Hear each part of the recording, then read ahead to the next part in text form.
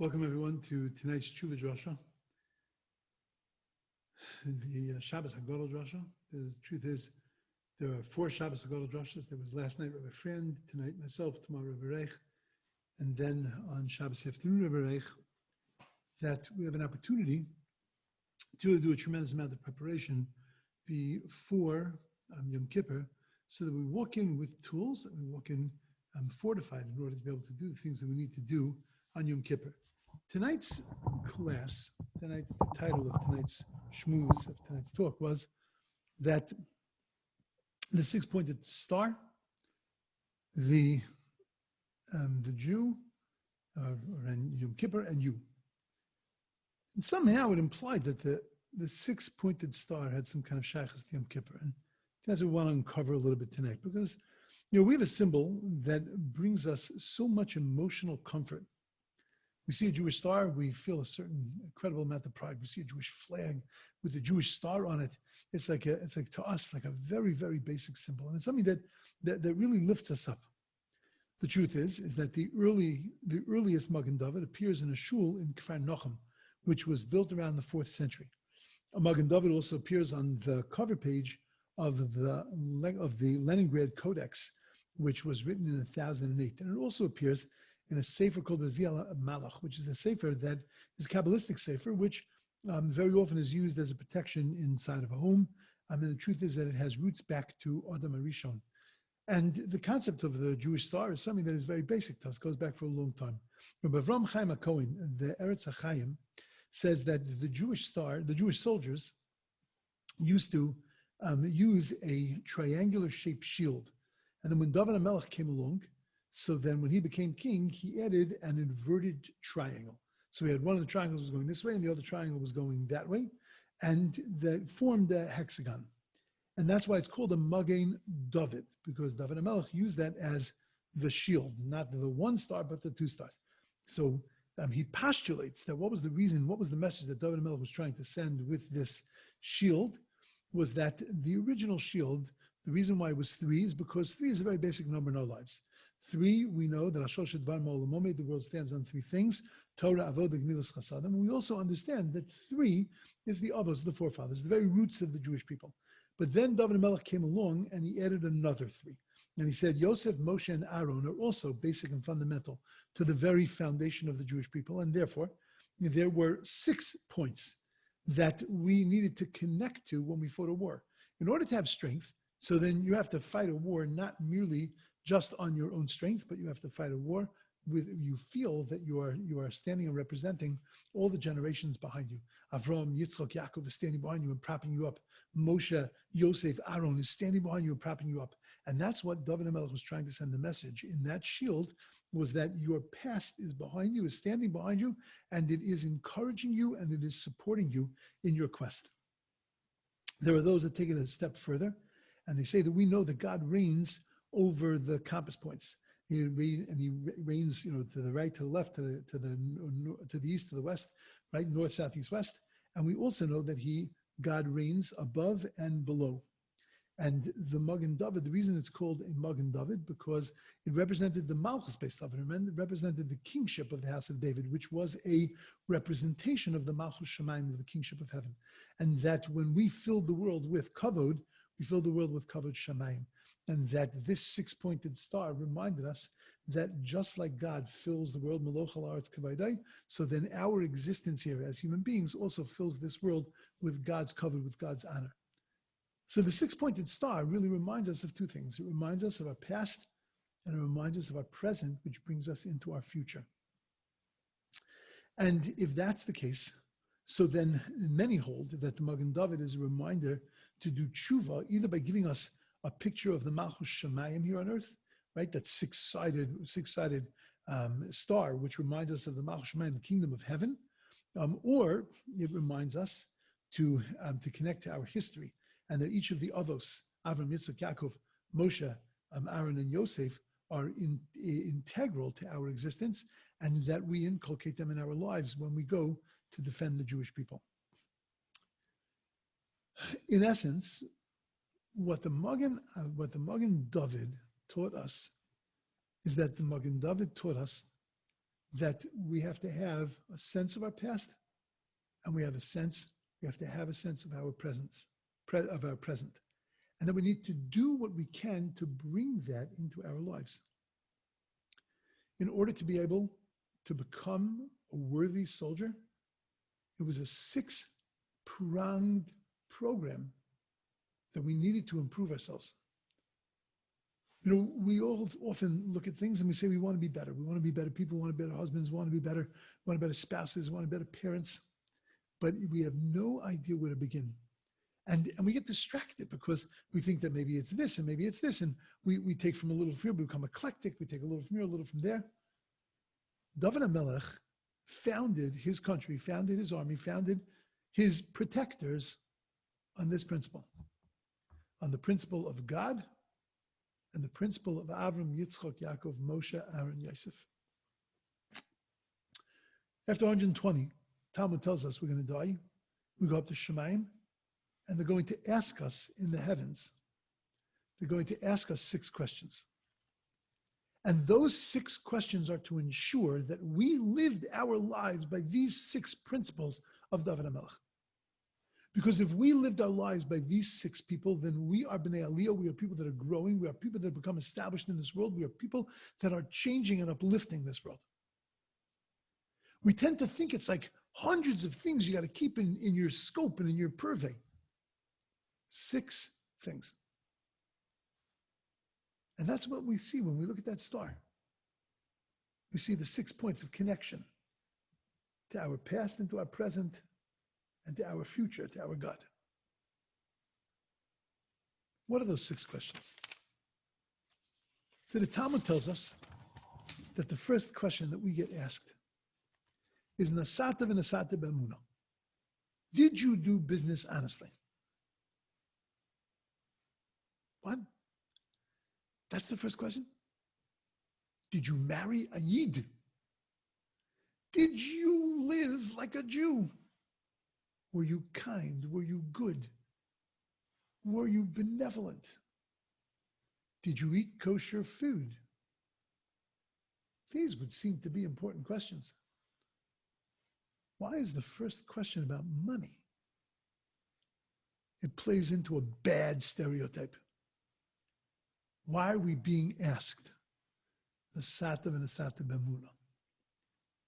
Now the truth is that there is a precedent for seeing this as being fundamental to the life of a Jew. Because the prophet Isaiah, the prophet Yeshayahu, lamented the fact that Eicha Haisel Zona, that look at how our beautiful city Yerushalayim became like a zona, became like a harlot. And he describes the failure of the city, and the failure of the city is not because of religious failure. But this failure of the city was because they acted dishonestly. They mixed silver with baser metals. They diluted the wine. There was political corruption. Isaiah wasn't shocking anyone. Everybody knew. Everybody knew that the problem wasn't a religious problem. Everybody knew the problem was a values problem. It was a character problem. Because that's the real danger. Widespread dishonesty and corruption saps the morale of a society, makes people cynical, and erodes the fabric of society. Open your eyes and you will see it in front of you in the world that we live in. It makes people wonder why they should make sacrifices for the common good if everybody is only focused on themselves and on their personal advantage.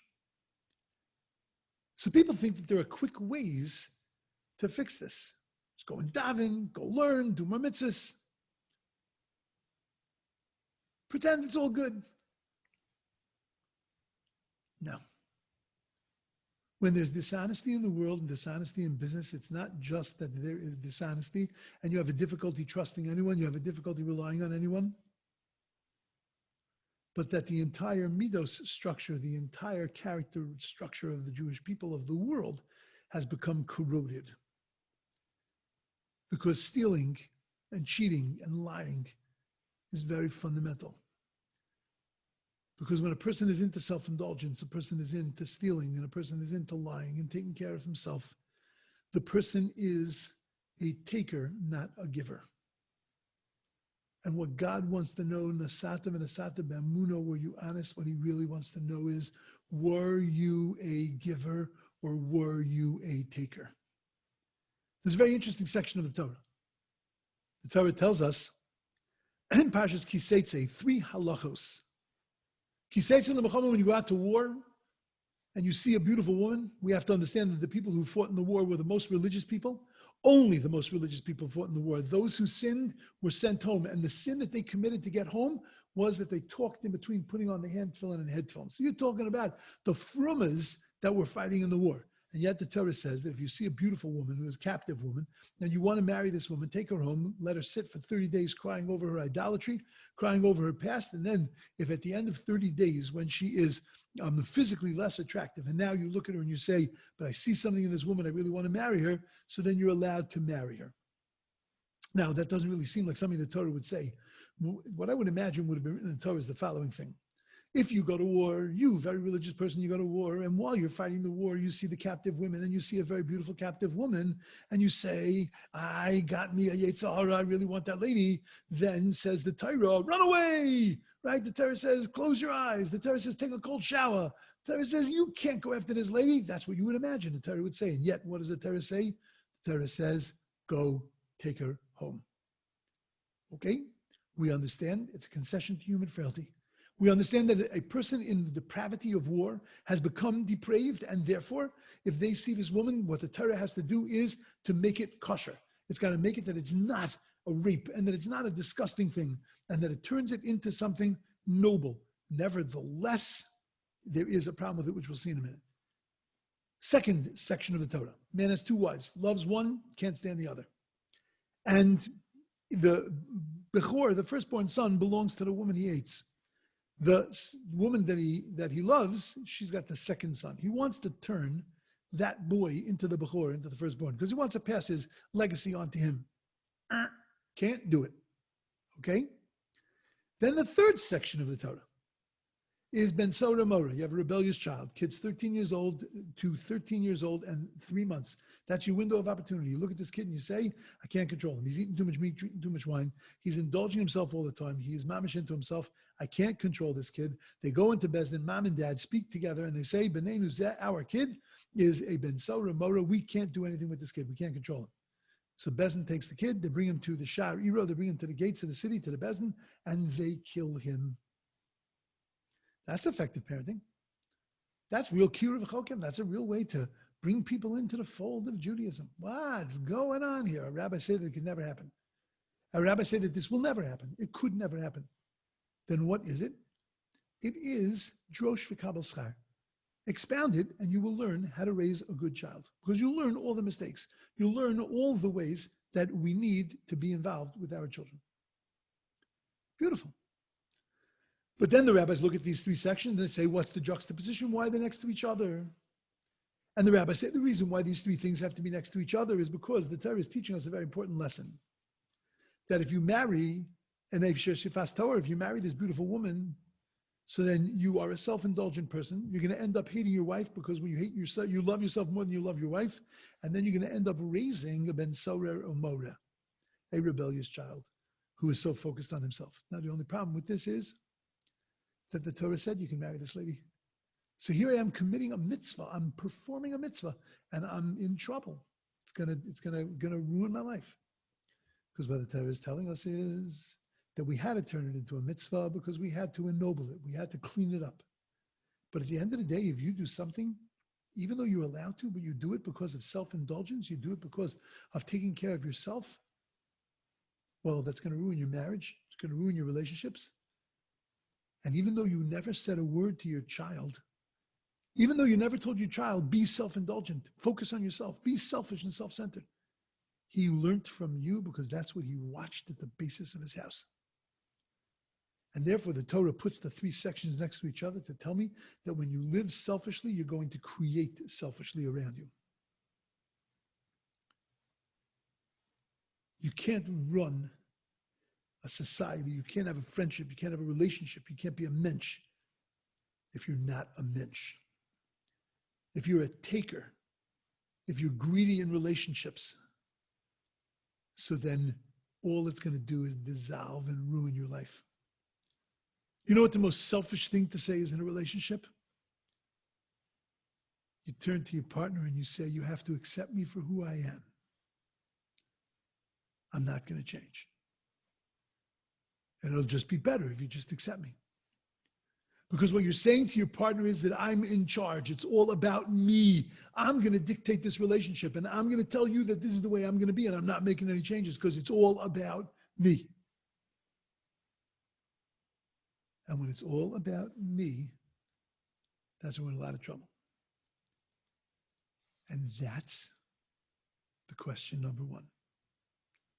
Nasata v'nasata b'emunah. Are you a giver or are you a taker?